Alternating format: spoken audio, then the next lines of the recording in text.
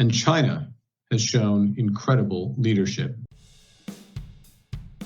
How about this? Mark Carney says Canada is looking at ways to increase trade with China. Of course. This is posted by Mark Nixon. So liberals bend over backwards for Beijing, but can't do the same for our number one partner, the USA. China has worse tariffs on us than the United States. In fact, hold on one second.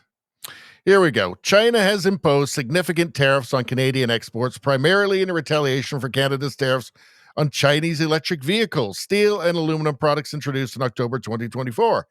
The major Chinese tariffs on Canadian exports, effective from March 20th, 2025, are as follows. Okay, so it's actually 100% tariff on canola oil, canola meal, peas, that's billions of dollars, 25% tariff on pork, aquatic products.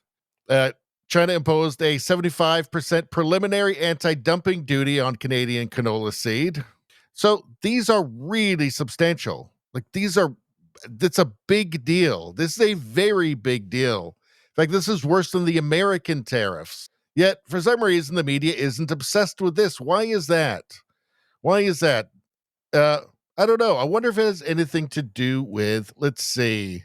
Meet Peter Yuen, another liberal candidate with ties to Beijing. Let's see. Globe and Mail reports that compromised Carney met with pro-Beijing groups during the liberal leadership race. He stood by a candidate who urged others to help threaten and abduct a political opponent with a bounty and hand him over to a hostile, authoritarian, anti-human rights regime. He's up to his knees in China. The Liberal Party of Canada called the pro-Beijing group and had them scrub their webpage of evidence, but it's archived.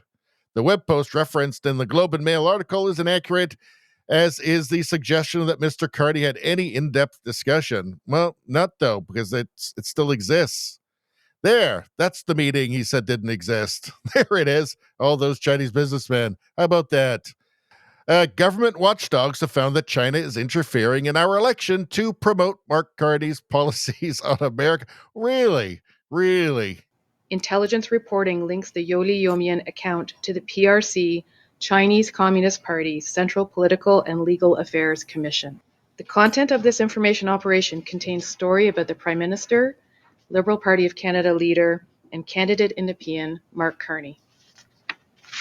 By the way, Mark Carney got a $250 million loan from a Chinese state bank right before he started running for prime minister. So, you know, he's up to his elbows, let's say.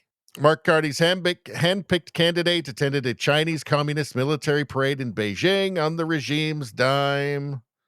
From my understanding, some of the campaign was pushing positive narratives about you. Why do you think that China, the PRC, seems to like you? Why are they praising you? I have absolutely no idea, and I have absolutely no idea, and I think I'll leave it at that. Maybe it's not the best idea to just leave it at that. Just saying, I have no idea why they love me and they want me to be prime minister. I have no idea. Well, I'll just leave it at that. Really?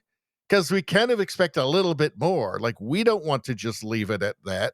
We want to know exactly why. It's not just because they like you. It's not just because they think you're a great guy, right? And like, oh, he really deserves it. He's a hardworking guy or something. I don't know. It's obviously for their benefit. It's the only reason. The only reason they would do it. They would try and influence our elections to get him elected. Let's see. What's this? Mark Carney talks about data needing to flow to China right before he installed himself as the leader of our country. Great stuff. I wonder why they like him. As companies become more integrated, their operations in China become more integrated internationally, and we need data to be able to flow across borders, and some important initiatives have been taken there. He's pretty friendly with China. Pretty friendly. How about this? Mark Carney praising China's incredible leadership. No wonder they like him. And China has shown incredible leadership. With President Xi's historic commitments to peak emissions by 2030, and to decarbonizing the Chinese economy by 2060 at the latest. While they're building a new coal plant every day. Thanks, Mark. Anyway, that's all I'm going to say about that. Please like, share, and subscribe. Subscribing really helps me out. I thank you for that. I will see you next time.